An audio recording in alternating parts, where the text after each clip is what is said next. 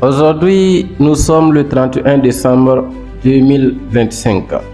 Je suis dans mon bureau. Le monde est en agitation. Mais ici, le silence m'oblige à réfléchir. Le 31 décembre n'est pas un jour ordinaire. Ce n'est pas seulement la fin d'une année.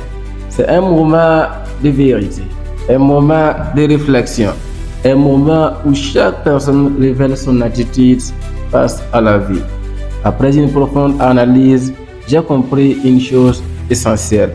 En ce 31 décembre 2025, il existe deux catégories de personnes.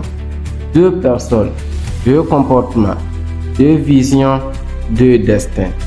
La première personne choisit de s'arrêter. Pendant que beaucoup courent vers la fête, elle s'assoit. Elle regarde son année en face, sans masque, sans excuse.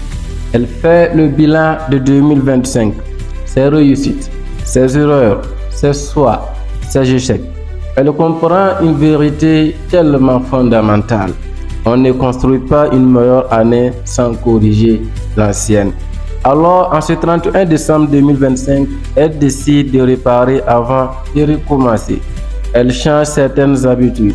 Elle se sépare de ce qui la ralentit. Elle réaligne sa vie avec ses valeurs.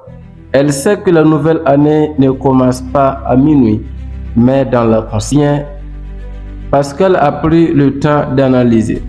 2026 devient une année préparée et non une année subie. La deuxième personne, et puis il y a l'autre. Le 31 décembre 2025, elle refuse de réfléchir. Elle préfère le bruit au silence. D'ailleurs, elle le dit clairement. Je rentre dans le bruit. La fête à la vérité. Elle danse jusqu'à la sueur. Elle crie jusqu'à l'oubli. Elle fuit toute responsabilité. Au lieu d'un bilan, elle choisit la débauche, la fornication, l'adultère, la désobéissance à Dieu. Elle appelle cela fêter la nouvelle année, mais en réalité, elle fuit sa conscience. Elle rentre tard, fatiguée, vide, et pourtant elle dira bonne année 2026. Mais sans changement intérieur, la nouvelle année devient une répétition de l'ancienne. Débauche, nudité, souffrance, inutilité et une vie qui n'en vaut absolument pas la peine d'être vécue. Cette personne ne prépare pas 2026, elle prépare une année de chaos, de regrets et de conséquences. Ma conclusion. Aujourd'hui, nous sommes le 31 décembre 2025. Ce jour est un miroir. Il ne ment pas. Il révèle. Il révèle ceux qui prennent responsabilité et ceux qui prennent la fuite.